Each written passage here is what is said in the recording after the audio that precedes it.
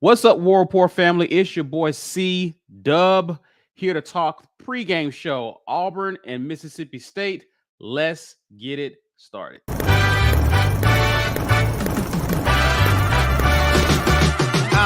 Pre-game, halftime, and post the whole time to chat live. We around our folks, but we gon' keep the chat tight, keeping out trolls. That's why you gotta get your green name on, your pre-game on, cause ain't nobody doing it better, reviewing it better, building rapport so you in tune with the players, with some quick prize picks so you can scoop you some cheddar, get your mug or your shirt with the letters. Game time.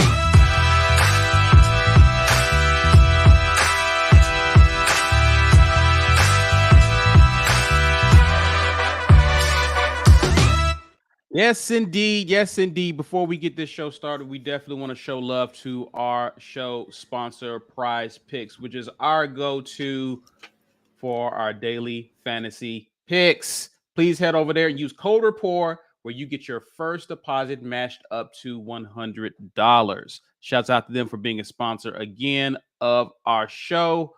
Also, I want to show love to a few of our sponsors, Lynch Toyota. Please, if you're in the Auburn area, head over there and show Lynch Toyota of Auburn some love. We definitely appreciate them for sponsoring the War Report as well. I'm joined here by B. Will. Auburn faces off against Mississippi State in about 30 minutes. B. Will, how are you feeling today? How are you feeling about Auburn's chances to start a new streak of sorts today? I'm feeling cautiously optimistic. That's the best way to describe it. I'm impressed with the spirit of the team after the fourth game in a 4-game losing streak. It seems like they're together. The message that things can get better because we're going to stick with it and we're going to stick together. It seems like Coach Freeze has these guys' attention, and that's something that we weren't able to necessarily keep together last year. So that's an improvement. Spirit buy-in is an improvement. Let's see it translate to some wins, man. I am cautiously optimistic, partially because Mississippi State is not good, and they're going to look even worse. Apparently, missing Will Rogers is not coming back. So he was out last week in that terrible offensive showing against Arkansas that they won. But he's going to be out again this week, and their best running back, Marks, is out as well. A terrible team that can't score, missing their two best offensive players. Is it fair to say that this is the easiest it's probably going to be for Auburn this season? At home at that? This week has W written all over it. I expect a W. I'm hoping for a W. I don't want to see what it looks like if we don't get a W. I'm putting my mind on the W is happening right here. We're going to get this win. And we're going to get on the board in SEC play. Yeah, I agree with you, man. I expect Auburn to bounce back, especially given that Will Rogers, the last time he was in Jordan-Hare, carved our secondary up in the second half. It was definitely an ugly sight in the second half, considering we jumped out on Mississippi State early in that game. He's not returning, and there's no threat of a passing attack coming from Mississippi State either in their backup QB right. So I expect Auburn to win. But here's the thing, B. Here's the thing. Auburn went on the road in week 2 and faced a Cal team. Auburn won that game. But we didn't leave that Cal game feeling good about our offense. And apparently that became an omen for what to expect this season on offense, because we have struggled the rest of the way. Right. I do expect Auburn with the home crowd to definitely rally and take advantage of a down Mississippi State. Yeah. How do we look in this game, to me, is just as, if not more important than the ultimate outcome of the game, because we've won some ugly games, but should we expect Auburn to win an ugly game today? Or do we expect this team to at least start trending in the right direction as it pertains to the offensive side of the ball? What are your thoughts on that? Do I expect things to look better offensively?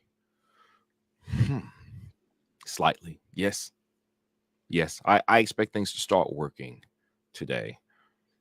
We had a few games, 4 in a row, where the margin of error was so razor thin. We heard Hugh Freeze say that we're not good enough to have these errors, to have this missed route, to have this bad throw, to have this hold or this penalty, because we're not good enough yet to where we can overcome those things playing really good teams, or at least teams that are good enough to make you pay for them. And we're finally playing a team where we've got some slack. Finally. And I think that's a best time as any to go, all right, you know what? It's okay if you throw an interception today. So why not take the handcuffs off a little bit for either quarterback? It doesn't matter which one. Finally, if you were to mess up doing this, because in this is, again, we spent 7 weeks now, 7 games holding the quarterbacks, either one, back and not allowing a full complement of the pass offense. So now they don't really have the reps to be like to unlock this passing game. There's like, when have the wide receivers and the quarterbacks been on the same page? They haven't. They haven't for a while. So every time that we started to see it and he started passing the ball, at the time it was Thorne, we didn't connect, and then we kind of got conservative for the rest of the game and hope he didn't mess up. Well, yeah, it could have beat you. So we weren't turning the ball over from the QB position because we weren't taking a lot of chances in the passing game. And we didn't get thumped at home against Georgia, at home against Ole Miss, but we still lost the game because we weren't able to put the ball in the air and push it downfield. Now, Mississippi State should be awful on offense. Truly, truly awful. They do not have the depth to roll out another 6, 7, or excuse me, I think he had at least 500 yards on the season, if I'm not mistaken. Marks did. They don't have another guy that's that good just sitting on the bench. It's like their quarterback isn't that good. This is a team where you're gonna get opportunities to go out there and try, and if you don't do it, you get to go out there and try again. I think this is a good opportunity to go out there and try to let a passing game form, even if it looks rough early. It's not going to come out of thin air. It's got to be repetitions. It's got to be the habit of passing the ball, wide receiver, quarterback, same page. So if you don't get it the first try, I think Hugh Freeze and company may be a little more forgiving and allow these quarterbacks to go out there and try it again if it doesn't work, instead of getting conservative just to try to keep close to the opposing team. This has got to be where they unleash, if not a certain guy, the entirety of the playbook. I think this is where they do it. They open up the playbook for either guy because they know we have some slack playing Mississippi State. So in other words, the trust in their QBs to throw the ball rises given the level of competition that we're playing today, is what you're expecting them to kind of making a bit of an exception compared to what they've done up to this point. Yeah. That's what I think is going to happen today, for sure. Yeah, I think this is the week where you do want to begin to work on some things that you've been nervous about allowing your QBs to do. Mm-hmm. And I know we've kind of talked this week, whether it's been a morning drop or the midweek report, about who's running the offense in terms of this guy knows this much of the offense. This guy and this group is running much of the offense. My question is, if they're trusting a guy to run more of the offense, I'm curious what has been their preparation this week, because it seems as though Robbie, there truly is a Robbie package in which he has personnel that runs that package with him. Mm-hmm. Same thing goes with Thorne. Right. So how much more of the offense have they been preparing and working on this week, given who their opponent is? To me, I think that's very interesting to me to see if they go out and execute in the game what they've been working on throughout the week. We've been hearing that has not necessarily been the case. Right. So I'm curious as to what this coaching staff does, what this team looks like on the game day for me. So let me ask you this. That being said, who do you expect? And those in the chat, I want to hear from y'all as well. Who do you expect to see get the most reps? Peyton Thorne or Robbie Ashford? Because again, there's been hints at Robbie Ashford getting more reps and more snaps. And Mike and I kind of feel as though Robbie may get more snaps just based on listening to players and coaches this week. What do you think? Well, I think it's a pretty sure bet that we'll see more of Robbie. To Gabriella's point here, excuse me, not Gabrielle, saying that Coach Hugh Freeze told Andy Birchman this morning we will see 60-40 QB play. Now, to her question of who's the 60 and who's the 40, I don't know. We'll have to see who that's going to be. I still think they've invested more in Peyton Thorne as far as the passing game has gone up to this point, which means they've prepared him to do more passing just with the number of starting reps he's gotten in practices week after week after week over the first 6 weeks of the season. So he should be in a better position if, as I'm thinking, they're going to let these guys try to pass the ball and it not just be safe stuff, it not be easy stuff. They're going to try to let the passing game get going. So I would expect that that's going to be Peyton Thorne, but the simple fact that there's going to be a 60-40 split and not a 80-20 split or a 75-25, that means that Robbie's going to get plenty because 40 is way more than he's gotten in any game so far. So, yes, I expect we'll see more Robbie, and it will be closer to 50-50, but 60-40, I think it's okay to try 60-40 as long as what you're trying is working. If it's working. Yeah, and that's the thing that worries me, B. Obviously, I hear you. You hear 60-40. Obviously, that means that we will see more Robbie. However, how do you deploy 60-40 in terms of your play calling? Mm-hmm. When are we going to see two different QBs in a single drive? Yeah. All right. Are we going to see us get to 3rd and long and then in comes Thorne? Yeah. Or are we going to see like how does that look in terms of the continuity of the offense? Right. Yeah. That's what worries me about the 60-40. Do we see a lot more of this subbing and shifting out at odd times on a drive? And so, that's something that I'm going to keep an eye out for in the first half for sure. How they use Thorne, how they use Robbie. When do they make the substitution? Does it make sense to make that substitution in a given moment of the game? That's what we'll definitely be talking about, at least at the halftime, in terms of how they've called the game up to this point. One of the things that we definitely want to talk about is it's been reported, and I think my guy Lawrence actually commented on it, is Damari is back today. B, you had mentioned before we went live that he was dressed out and is expected to see some action. What do you expect from the running game today? I made a statement myself on the midweek report when you were out. I said Auburn wins if we get a running back to go for under 100 yards. Now, I will add a caveat to that and say that if we get at least 2 running backs to run for at least 50 yards, because I know we've been doing a lot of running back by committee, especially when we had Damari. So it's likely that we may not have a running back. We haven't had a running back run for over 100 yards all season, by the way, B. I don't know if you knew that. I know. I'm going for 2 running backs to run for at least 50 yards. But what is your expectation in the running game? Because that's going to have to be an important part of this offense, especially if we're expected to see improvement in the passing game. That means the running game has to show up. What do you expect to see today? I expect to see that 60-40 split between those quarterbacks makes a big difference here. Mississippi State is not bad defensively against the run. We would have to earn our yards on the ground against them.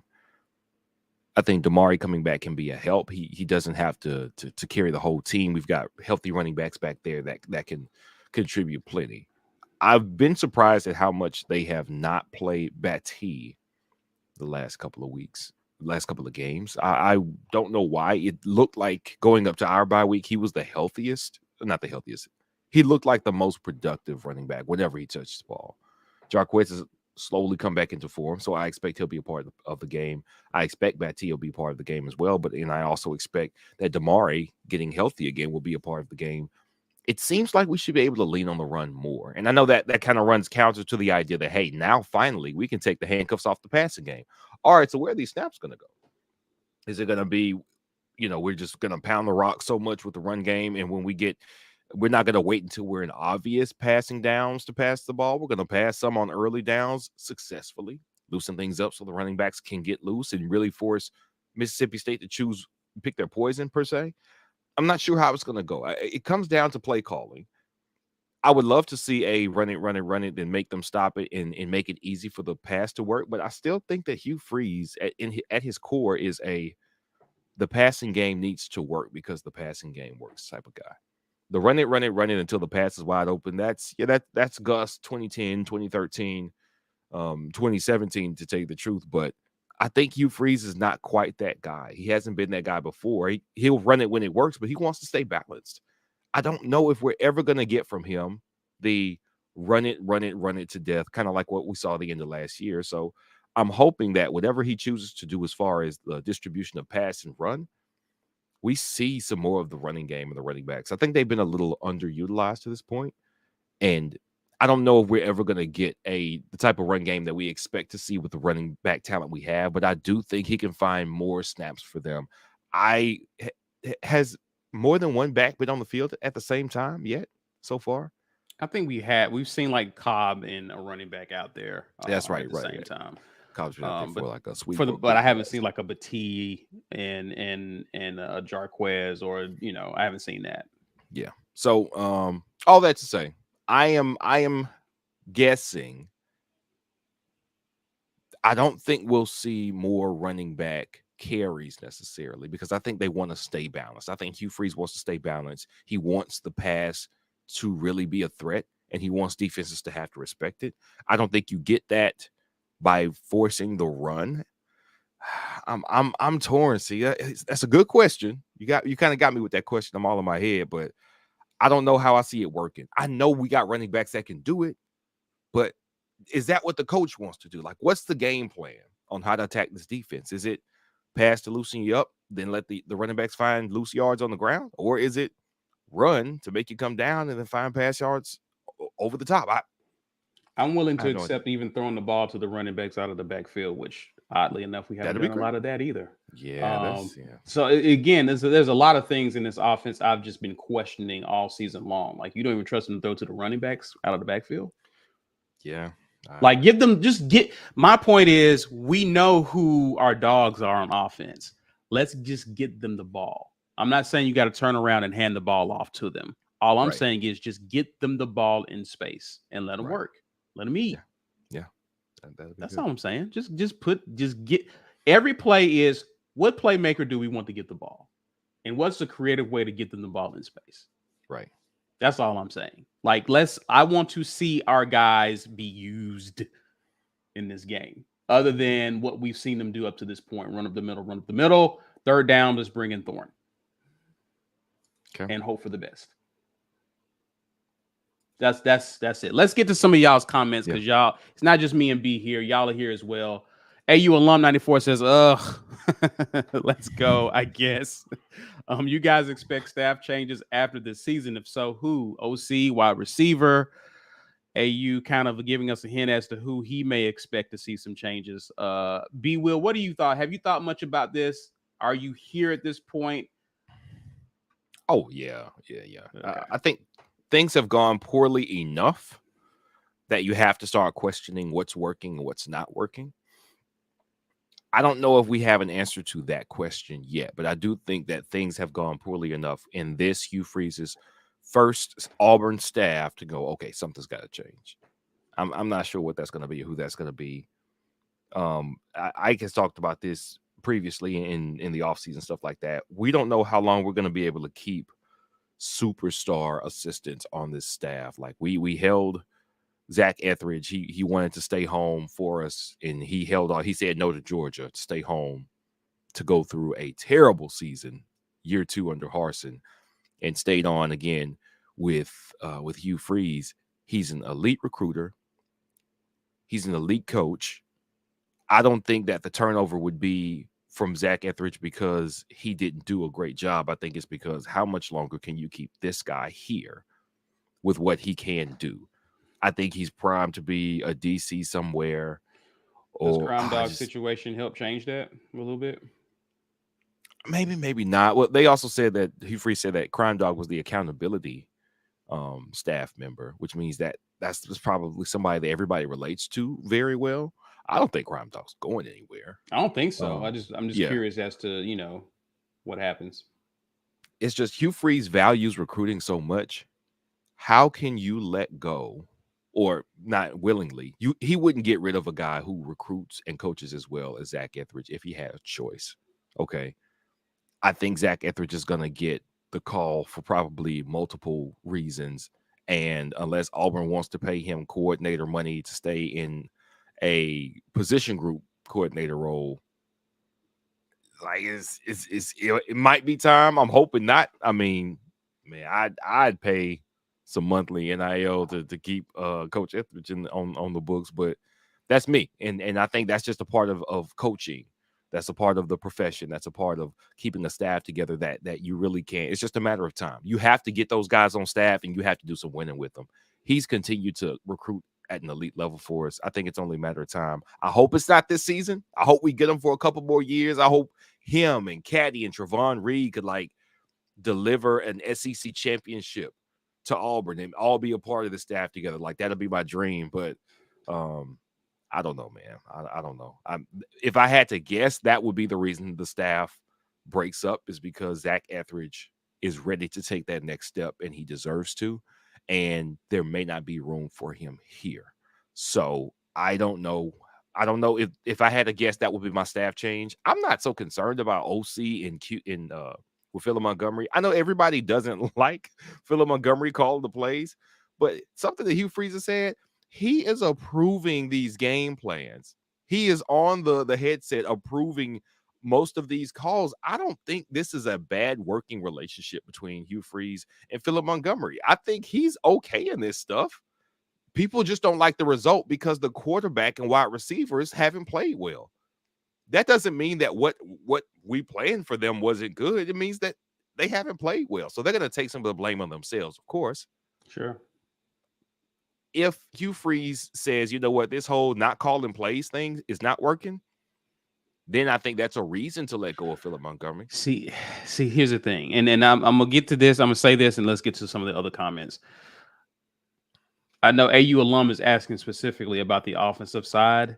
This whole season has been a big experiment for Hugh Freeze, if we just be honest about it. He's run this team a lot differently than he's run previous teams.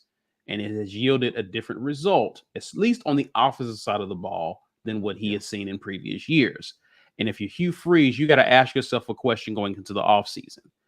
Do I do what got me here, or do I continue to change up and do something different, given that I have no proven success of doing this in the past? Do I become the play caller, architect of offense? Because Philip Montgomery's offense is not Hugh Freeze's offense. Philip Montgomery has been known as a guy who's been more run-oriented than Hugh Freeze ever has been known for. So my question is, and if you're even saying in the press that, and you know, some of these, you were meeting with the press and saying, hey, we didn't run not one RPO, that kind of worries me, then, hey, you're approving these plans, but this isn't your offense. Do you get back to what got you here is my question. And if you do, then we got to start looking at someone like a Philip Montgomery for sure. So if any change happens, AU alum, I would expect it to be OC. Obviously, people aren't high on Philip Montgomery, but I think if there's a different approach to how Hugh Freeze chooses to run this team, I would look to that position as a casualty of that change. So, that remains to be seen. Yeah, I agree with you. Ephesians 2, 8 through 9 says 38-7 AU, all book. I don't care. Coach Hugh Freeze needs this. Yes, he does need this. And I think Mike G was big on Auburn breaking the 30 barrier in this game. So we'll talk more about that in a minute. TK says, take a W and take baby steps, even if it's not pretty, not expecting some transformation. I'm kind of somewhere with TK. I do want to see a hint that, you know, that's something we can build on. You know what? I like that we did that this game. I haven't seen that before. Even if the scoreboard is Auburn maybe get 28 points, 24 points in this game, we're beginning to see something that we may see Auburn begin to kind of build upon in the coming weeks. Tatiana says, love my Tigers, but we better not start Thorne. She expects to see Robbie at least 60%. Well, not at all. She expects to see more than 60-40 Robbie in that regard. Yeah. Tatiana, don't hold your breath. Stuart Donald says 5-time national champions. Auburn 24, Mississippi State 9. Yeah, I guess for y'all that don't know, we had some updates to our official football, the website, claiming more national championships than we had previously. We had always claimed 57 in 2010.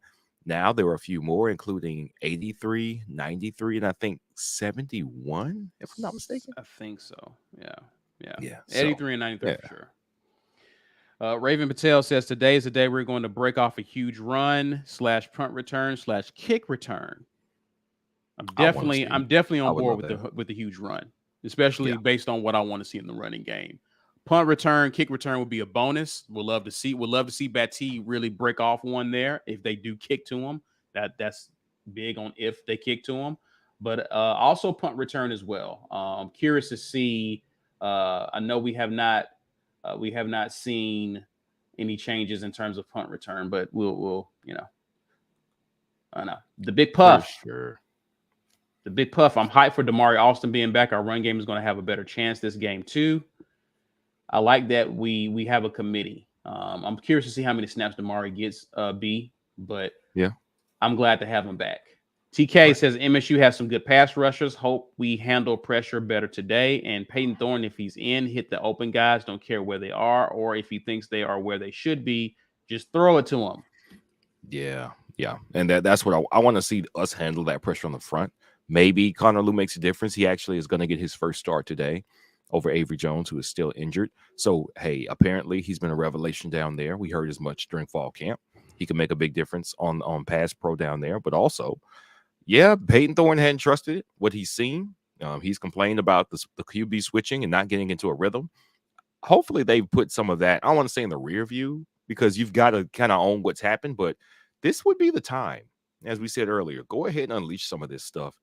He's got to know that he's a part of that program, though. He's a part of that, just too conservative. Don't want to make a mistake because if I do, I'll get pulled. And no, we got to go, man. It's time to let the ball go.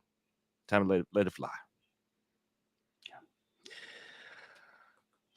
Steven just gifted One War Report membership. Appreciate you, Steven. Steven, thank you. Appreciate Somebody else that. received the gift. Johnny H says, can't believe we have to put together a perfect game to beat Mississippi State. I don't believe we got to put together a perfect game. I don't know if I agree with this statement here. I think Mississippi State is really a bad team. I think we can just beat them. Yeah. However, for me, it's not so much putting together a perfect game. It's, again, we have beaten teams and have not looked good doing so, right? So we beat Cal, and it didn't give me a lot of hope for A&M moving forward. Right? Yeah. I want to get a win in this game. I'm not saying it's guaranteed that we'll win, but what I am saying is that I want to win and then be optimistic about some of the improvements that we've seen that we can build upon in the coming weeks. Okay. To me, that's the true W there. We may not look perfect in all phases, but I saw something today that gave me optimism moving forward. Stephen Finch says, think Ike Hilliard would get a call back. Only if there's a vacancy. No, I don't think he will get a call back. But then again, you still have a guy on staff that I don't think will be moving on after this year. But listen, I don't know. This is just my opinion. I don't know. B. I mean, Ike Hilliard didn't really seem to be too. He was not happy. He was not retained. So listen, I don't think he gets a call. He would pick up the phone if he got a call back. Not from this staff, but. I don't know who's gonna go. It's really hard to say. Go. He shouldn't have been let. That's the thing. He shouldn't have been. He shouldn't have been let go. I thought he was a clear. I don't think they'll be like, hey, big head. You still interested in coaching at Auburn? No, I don't think he'll get a call in this. But to Marcus Davis's, I want to say to his credit, something that's good for him is if they hold on to what they've got at wide receiver coming in as far as recruits, and maybe get a little more. Whoever is going to be the wide receiver coach next year is going to look good after this staff gets in here and gets their hands on these wide receivers. We'll probably upgrade QB. Whoever the wide receiver coach is, they're going to have a lot of grace with the talent we got coming in there. Listen, we're about to get ready for game time. It's about to start. Be Will. Auburn wins if. Auburn wins if we pass for 200 yards this game. We could probably win if we know. But let's just say this. I want to see us pass for 200 yards and make the win look easier than it has looked early in the season. Our wins against Cal, our win against Cal didn't look great. I think 200 yards is what we need in the air because I think Mississippi State's defense is better than Ole Miss's and better than LSU's by the numbers. So, yeah, I think we need to pass for 200. Wow. That would definitely achieve that for me if Auburn did that. Mm. Last time Auburn, I think, threw or passed for over 200 yards. It was UMass.